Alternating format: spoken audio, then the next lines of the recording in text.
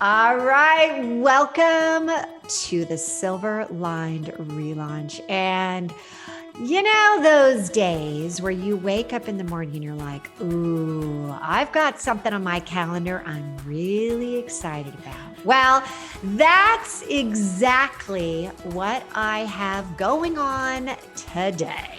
Because I have got Miss Andrea Owen, and she is a speaker, she's a life coach, she's an author, she likes to be called a hellraiser, which you know is right up my alley. And we are going to be talking about her journey, her relaunch, and how it's impacted her, and how she is now able to sit here and say, yes, there was a silver lining. And yes, there were some key takeaways that if she could talk to her former self, she'd let them know, you know what?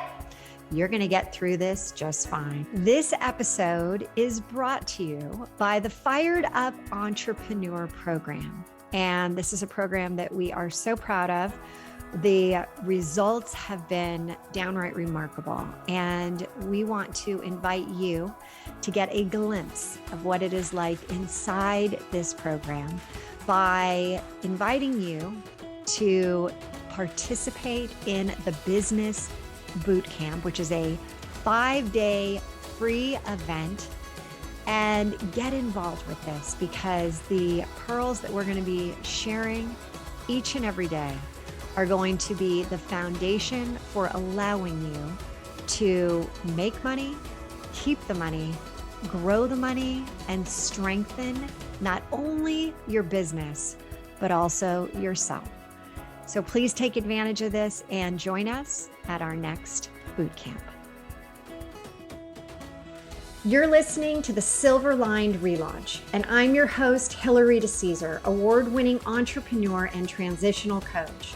Each week, I'll invite you to tune into inspirational stories, revealing how you too can turn ordinary experiences into the extraordinary. Feeling stuck?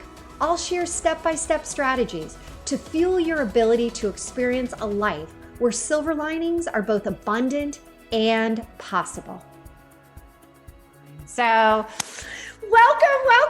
It's so great to have you here, and so excited to share your relaunch. So let's start there. Let's start the convo with biggest relaunch in your journey so far. Well, hello, Hillary, and all the listeners. What an amazing introduction. Thank you. I'm excited. My face already hurts from smiling with this amazing welcome. I have quite a relaunch. It's so funny because I never expected this to be a story that I would tell so many times on various interviews and up on stages. But it started pretty much back in around 2002. I was married before. And that's the very first time I found out about life coaching. And I had stumbled upon it sort of serendipitously online. And I was telling my then husband, this sounds like the career for me. You know, I had gone back to school to get my degree in exercise physiology at the time. And so I thought, I'm going to meld fitness and life coaching. I think I'd be great at this. But the only thing is that I think that to be a great life coach, you would probably have to have some life experience. And I didn't feel like I had a whole lot of life experience at the time. And then I, closed the browser out and went about my life. 2 years after that, as my then husband and I were talking about conceiving our first child, he had an affair with our neighbor that lived across the street, and subsequently got her pregnant. And it wasn't like, oh, I've made this big mistake, Andrea, can we work it out? And we're going to have this, child. No, it was, I'm in love with this woman. Please don't ruin this for me. Literal words out of his mouth. Please don't ruin this he for said me. That because he had also lied to her. He was living a double life essentially for 7 months, and had also lied to her and told her that he had filed for divorce, that I just wouldn't move out of the house because I didn't want the divorce, which was all a lie. It was a mess, Hillary. Like the whole story, it's just bananas. Yes, I'm working on a memoir because there's so many. Isn't it funny as you sit here and you're like talking about it now, you're like, really, did this really have like craziness, right? Oh, it you're sitting there, worse. you had this baby, then all of a sudden he's living a double life. It's like a sitcom, right? Or not even like we didn't have babies drama. Together yet. We were talking about conceiving our first child. We had been together for 13 years since we were teenagers. And we had this all planned out. I was 31 at the time. I very much wanted to start a family. My biological clock was ticking and I was ready. I was more than ready to start having children. And so that happened. Then he did finally file for divorce. I met someone new. I started online dating, which I really should not have done, but I needed a distraction. I didn't have any coping skills at the time. So I started dating and I met someone whom I thought was fantastic. And on the second date, he told me, unfortunately, that he had terminal cancer. So should I stay or should I leave? And he gave me an out and he said, I totally understand if you don't want to stay in this relationship. And I stayed and we were together for a few months. He was very sick at times and would get better at times. And he wasn't sure if it was terminal. And a few months into that relationship, I started to get a little suspicious that he wasn't telling me the whole truth. There were some pretty bleeding red flags and I would ask him about them. And my gut was telling me something's going on. To be honest with you, my gut was whispering at me on the first date. He seemed a little bit too good to be true, but I was in such a terrible place, just in agony, only a few months after finding out that my husband had an affair and that I was getting a divorce. So the long and short of it is 9 months into that relationship with the man that I thought had cancer, it all comes out that he never had cancer and that he was addicted to opioids and he was using the cancer story to cover up his drug addiction. And that all the cancer medication. Okay, everyone out there right now is like, right. I'm sitting here because I, watched my mom pass away after a year of struggling with cancer. And I'm sitting here thinking, he did that? How could someone lie? That's what I thought. Because I started to get suspicious. How sweet are you? I mean, honestly, what a beautiful person that you're like, you know what? I'm just going to enjoy this for as long as I can. Yeah. Well, and that was also severely codependent. Like, let's call it what it is. Yes. I was severely codependent. And we lived in San Diego at the time, as you and I were talking about before we started recording. And you can go down to Tijuana, Mexico and get a lot of illegal medications that are illegal in the United States, but they're legal there. So we'd been going down all summer to get his cancer medication. And I thought it was interesting that he wanted me to stay outside of the pharmacy when he purchased this medication. Anyway, it all came tumbling down that he never had cancer. And the whole story is crazy how I ended up finding out. And he did admit it when I confronted him. Okay, I got to have a little of the story. I like the crazy stories. More. Okay. We're not even ready for the story yet. Okay. There's just one more quick detail is that I was pregnant. I took a pregnancy test the same week that I confronted him with everything. And so I was at a crossroad, do I continue with this pregnancy? He had agreed to go to rehab and I'm like, some people do recover. Some people get sober and change their life. So should I did. And he went to rehab and met someone else in rehab and fell in love with her and we broke up. And I had the baby. He's 13. Well, and that's why when I said, okay, I thought that was all right. So this even is just more circuitous and we are off on like so many different. Wow. Holy moly. Okay. Mm-hmm.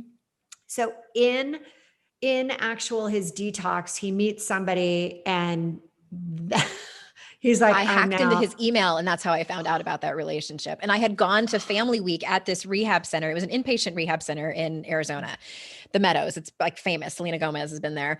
And I went there for a week and I participated in these group therapy, which I had never done before. And the woman that he was having a relationship with was in our group. And I'm there like pouring my heart out and talking about my family of origin shame stories in front of these people. And they were laughing about it in emails back and forth to each other. I found the emails. So I was on the ground in my apartment on the phone with my sister in the fetal position. I had just read all these emails and found everything out. And I had no way of contacting him. And I'm on the phone with my sister. And I was still legally married to my ex-husband, by the way. Like my divorce wasn't even final yet. And I'm still fighting with him over money and stupid divorce things. And I was and it was a very much like I had dissociated at that point and just sort of looked at my life like, how did I get here? I was 31. All of my friends were at, that's, right around the time where everybody's getting married and having babies and settling down and saying goodbye to your party days. And I was humiliated and so ashamed of where I had ended up. And I understood that the men that I had chosen to be in a relationship with had behaved very poorly. But at the same time, I had to look at what I had tolerated. I had ignored my intuition in both of those relationships where I knew that those were not good relationships for me, continued to stay in them. And I had to come to terms with that. And that's when I changed my life. I truly just picked myself up off the ground and said, I don't know what is in store for me, but it surely wasn't this. So whatever it is. You also have this baby. You have a baby growing, I was pregnant. Right? And you're like, I've decided I'm keeping the baby. I'm going to be a single mom. I'm going to be a single mom. And you're saying, I gotta figure this out. I gotta figure this out, not just for myself, but and I knew so many women who had gone before me had done it. It's not like I'm the first woman in millennia who'd ever been left with a child. And I come from enormous amounts of privilege. I did have resources. I had a family that loved me very much and would help me. And my mom's like, move to Utah with me and your stepdad and we'll take care of you. And I'm like, okay. I was willing to do whatever it took. I definitely had support and people that loved me, but emotionally and mentally, I was a complete disaster. Oh my God, what'd you do? I know you said you picked yourself up. I did. What did you actually do? You know what? This was early 2007. And I don't know if you remember so it was already a book, the book, The Secret. Do you remember that?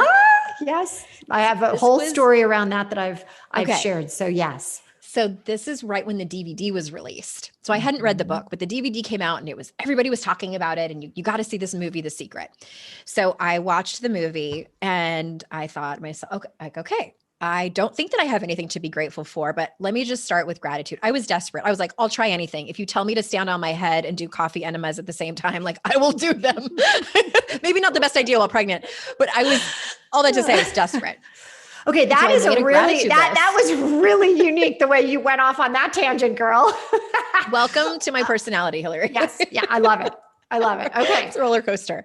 So I started with the gratitude list and I still have that piece of paper. It's in storage. So on one side of the paper, I wrote 10 things I was grateful for. And then on the other side, I made my own vision board because I didn't have any magazines around and I didn't have a printer to print things out off the internet.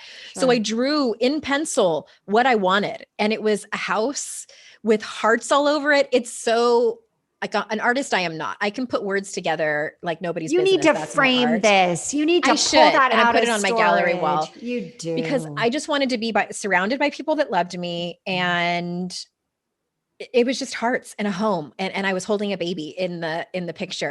And that's really all I wanted. And that was the first step I took. That was that first week of my rock bottom. And then I also made a commitment to be incredibly intentional about my relationships.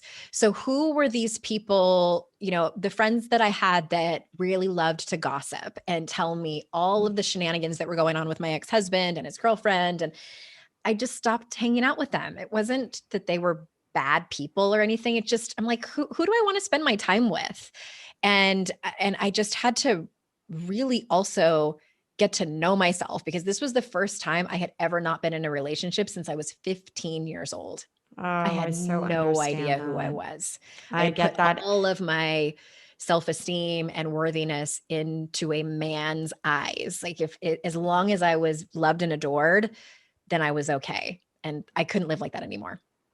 You know what you said that really, I can remember after I got separated and there were people that, were there to really fuel the fire. Mm-hmm. And they wanted to do that. And they wanted to talk about my ex and gossip and do all this. And I kept thinking every time I got one of these calls or in person when I thought, I feel terrible after I talk to this person. Yeah. I feel terrible I don't want to know. Why are they sharing this with me? What is their intention of sharing this with me? They think they're being helpful. They do. And that's why I'm bringing this up is that, they don't really understand. That's what they've gotten into the habit of being, is, having the gossip as their way of communication and falling into that habit. But I realized I couldn't do it. I couldn't be around these people. I chose the people I wanted to then hang out with, that made me feel better, that were putting me first, that were putting my feelings first. And that's when I started to realize you have a choice in who you actually hang out with. Mm-hmm.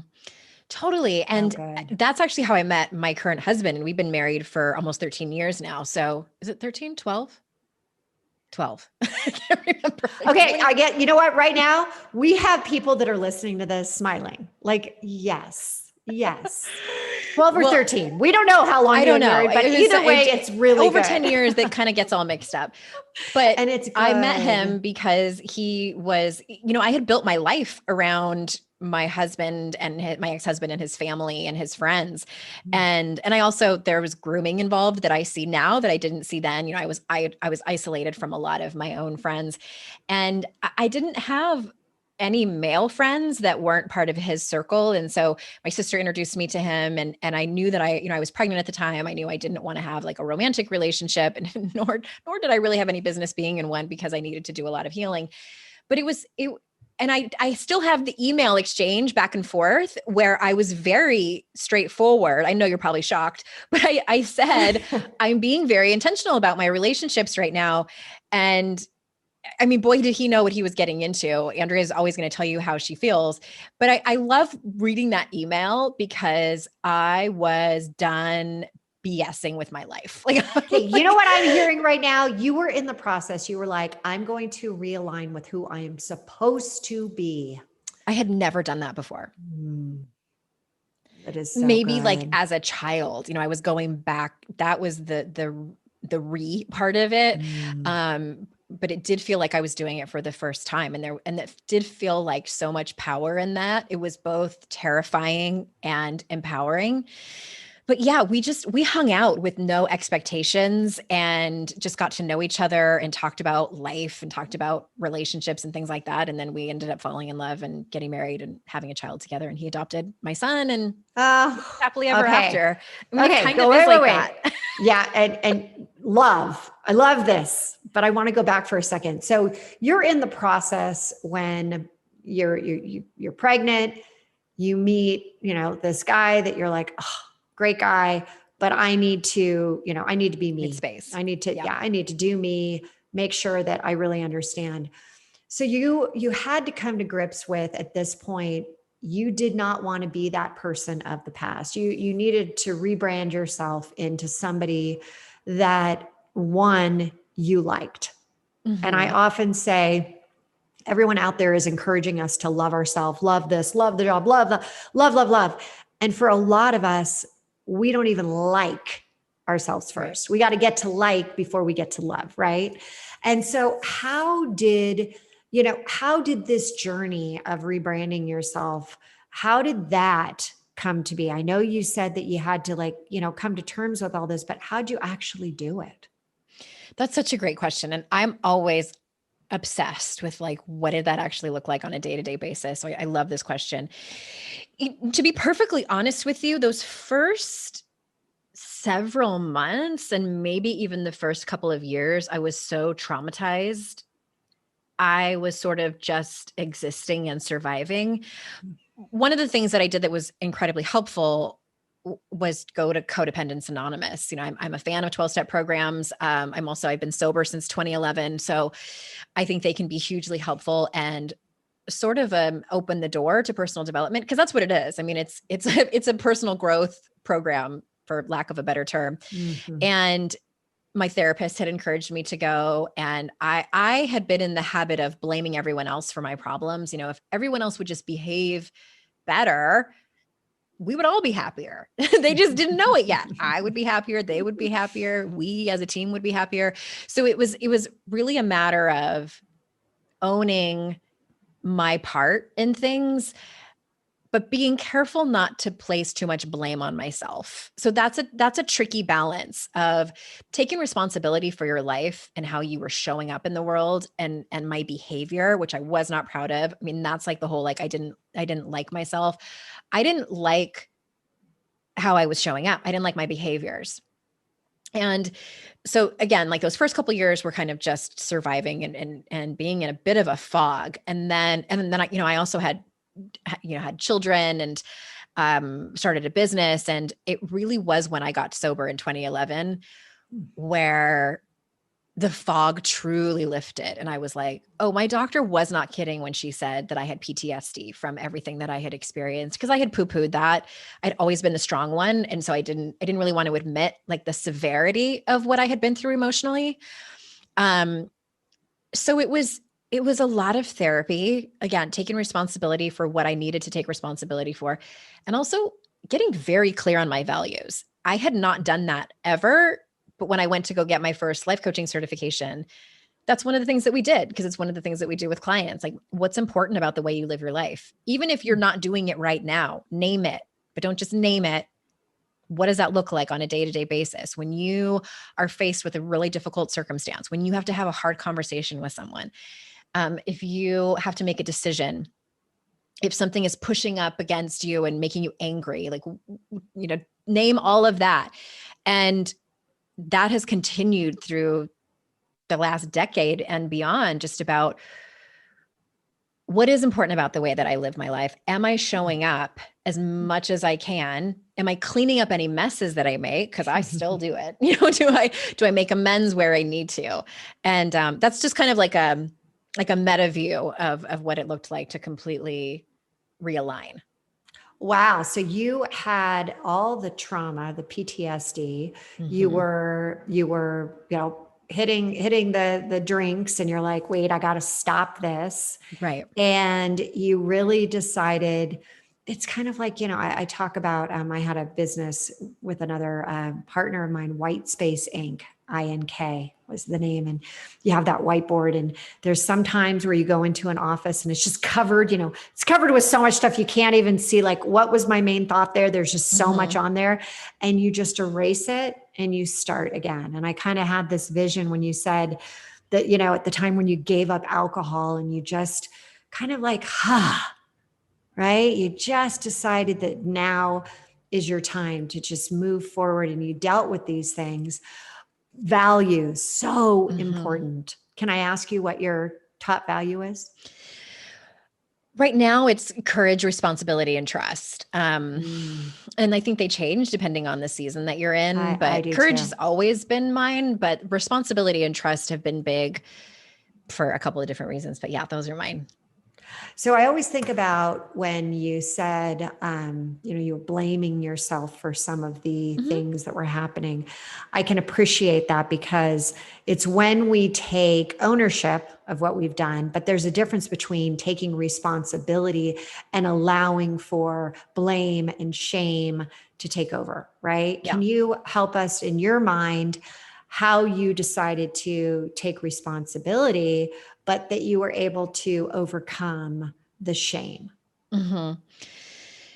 So the taking responsibility, like the very first thing that I did was admitted that I had tolerated crumbs, that I had settled for hardly anything at all in terms of a relationship, in terms of intimacy, in terms of trust, those types of things that are important in relationships. And also, I also just never had really allowed myself to mature emotionally. I identify as an addict. I was just, I think, blessed enough to never fall into drugs. My addictions were people. I was extremely codependent. I was also a love addict in my 20s, where I used relationships to basically get high. I mean, it's a process addiction, whereas, drugs and alcohol are a chemical addiction. And as an addict, we tend to sort of emotionally stunt ourselves whenever the addiction started. And for me, it was around 16, 17, probably 17. And so when I did finally get sober, I I kind of half joke that I was emotionally illiterate. Like I didn't grow up in a family where we were vulnerable and talked about hard things and were always where my feelings were welcome, which I think a lot of us aren't raised that way. And so I had to learn that all emotions are okay. Like it just is information. It's just my body's way of taking care of itself. And I know I'm kind of getting off track from your question around taking responsibility, but this is just sort of the things that I had to do in order to not blame myself. And I also got certified in shame work. I'm certified in Dr. Brene Brown's methodology. I went in 2014, and that was enormously helpful. I had no idea I was going to have to do my own shame work. Like I knew, but I didn't know. Right. So that was helpful, like knowing the steps of shame resilience and things like that. But it was, it's been quite a journey that's still not over. Is it ever? No. Right? Not. So as you sit here and you think about the silver linings, you think about your journey, would you ever want to go back and erase anything that's happened? Absolutely not. No. I don't necessarily think that everyone needs to have that rock bottom moment in order to change their life. I don't.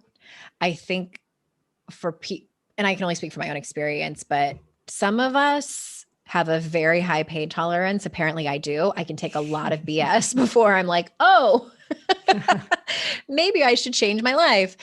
And also I wasn't learning the lesson. They say the universe keeps handing you the same lesson until you learn it, whether that's in this lifetime or another lifetime. My intuition had been telling me when I was 19 to break up with him. And I didn't because I thought I loved him and I thought that he would change and I thought we just needed to grow up together. And, he had so much potential and I was getting close to his family and I really liked his sisters-in-law and there were so many excuses that I kept making. Meanwhile, my intuition kept getting louder and louder and louder. And my intuition told me not to marry him. And I did. So I do think that the universe intervened and said, if you're not going to leave, we're going to put this beautiful neighbor. Beautiful neighbor. And she's going to get pregnant and it's going to be like, you don't have a choice, sister. Catastrophic. I got a bomb dropped in my life. And that's what I needed. And I'm a firm believer too, that the people that hurt us the most have the potential to be our biggest teachers. Do I think it's necessary for people to have egregious, violent things happen to them to learn a lesson? Absolutely not. I think some things are so terrible. And I don't believe everything happens for a reason. I don't. I think that that's the worst quote floating around the personal development spaces. But I think that for me personally, no, I wouldn't change any of it. Like I thanked him in my first book in my acknowledgements. I'm like, thank you for being the catalyst. And you said something, that it's not about, everything is going to be, oh, it's that lesson and all that. It's really about the lessons that you can learn from the experience, because there are heinous experiences that are out there, but there's a form of the silver lining that it evolved you to where you are. And I honestly have not interviewed a single person that has been through the worst of the worst of the worst who has said, yeah, I would change it. I'd go back if I could. I've had, like, you can imagine the type of interviews I've had, but there is this point where the universe is putting out there and it will keep giving you that, hey, you're going to learn. If I'm going to beat you over the head with this until you do. And once we awaken to that part of it and we realize, everyone, that we need to understand that this is just going to keep happening. That's when we can sit here and say, hey, reset. I need a reset right now. I need to realize that I cannot have this continue to happen in my life. Now what? Now what can I do? And that's where, if it's really at a point where, you need to go get additional coaching, therapy, help, you have to. And I love that, you mentioned Brene Brown and the shame therapy, and, you realize that, hey, I have to. You realize I have to give up, alcohol, and that's probably another program. And there's just there's so much here, and I am so grateful that you came and shared this with us. And I do love when you said about The Secret, and you just started. You didn't even have the magazines, you didn't have anything. You just started to write those suckers down, because people who are listening out there right now, stop making excuses. Stop making excuses that this is just your life, that this is just the way it is. It doesn't have to be that. It's a story you're telling yourself. And as you've just heard, Andrea is telling us that you can. And now she's, in a wonderful marriage. She has 2 kids, and we're not sure if it's 12 or 13, years they've been married, but they have, 2 children. We do know that for sure. We love it. And I always do rapid fire questions. Okay. And so I would love to know at this point, and to lighten things up a bit, you have these 2 kids. Where do you want to take them this summer? Where are you the most excited, having not been anywhere in so long? We're actually not, for the first time, we're not going anywhere this summer because my daughter has summer school. That's part of the reason. But I'm a pretty simple, like, I love going back home to San Diego. Luckily, we stay with my in-laws and they have a pool, so it's fantastic. And lots of there's the vacation right there, right? It really is. We're lucky that we grew up in a place where when we go back, it is a vacation destination. Okay. And given that we talked about this, that I have been literally since I was 5 going to the San Diego, La Jolla area, what's your favorite restaurant there? Oh, hands down. Well, yeah. Okay. I like this. There might be 2 here. Las Olas, and there's a location in Solana Beach and one in Carlsbad, Mexican food. They have the best fish tacos and calamari. I got to tell you, Mexican is absolutely one of my favorites. So excited. I'm even having Mexican tonight. Okay. And what is going to be your next big idea? The big project? Well, I just birthed one. My 3rd book is about to come out as we're recording this, and I'm already thinking about my next one. It's a book about women in power. So so good. Which leads me to, what does Powerhouse of Possibility mean to you? Powerhouse of Possibilities. Oh my gosh. To me, that just embodies everything we talked about, that you are responsible for so many more things than you think you are. Yes, there are so many things that are out of your control, but when it comes down to it, the really great news is that you're in charge of your beliefs. And so I'm always a big fan of people unpacking that to create better ones that work. All right. And last but not least, which is one of our crowd favorite questions, what is your favorite beauty product by name? Okay. So when you told me that you were going to ask me this, what did I say? Do you remember? I don't remember. I said, I can only pick one. Okay. Because there's hair, there's skincare. Okay. So probably my newest one, it's a self-tanning face serum called Isle of Paradise. It comes in a little blue bottle. I love it. I'm already writing it down. It's Isle of Paradise, ladies. I don't know how to say this. Hyaluronic acid. Yeah. Hyaluronic acid. Mm-hmm. And it doesn't dry you out, and it doesn't have a weird smell, and it comes with or maybe I bought that separately, a cute little like applicator, but you can mix it with your moisturizer or your sunscreen or whatever. And it just gives you like that like healthy glow, but doesn't make you look like an Oompa Loompa. Okay. Well, she's got the healthy glow, because I'm looking at her right now, and you too can, if you go over to YouTube and check this podcast out. But I got to say, unbelievable. How can people get in contact with you and find out more and read all these amazing books? All these amazing books that I've written. So probably the best way, if people are brand new to my work, AndreaOwen.com/free. There's a really fun secret podcast series that I have over there that's great for anyone. And then my books are at AndreaOwen.com/books, and they can, kind of pick which one they think might be the best for them, or get all 3. And I also love to spend time on Instagram and TikTok. I'm at Hey Andrea Owen. Hey Andrea Owen. Perfect. It's so fun.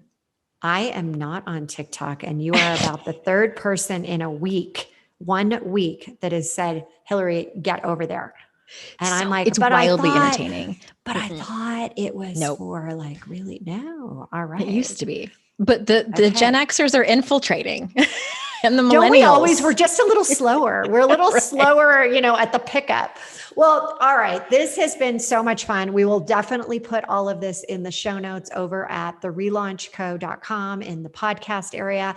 Andrea, thank you. It was so much, amazing Hillary. Having you here, lively conversation, but also heartfelt. Oh my gosh, the journeys that we go through. 100%. Thank you. Mega relaunches all here being shared today. Thank you for being so vulnerable. Really appreciate it. My pleasure. So you take care, and we will check out all of the links on you. Thanks again for being here. Bye-bye. Thanks, everybody. Bye.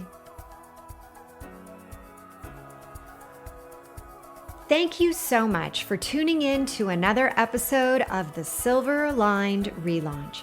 If I said something today that resonated with you, will you please head over to iTunes right now and leave us a 5-star review and share this episode with others and help them find the silver linings as well.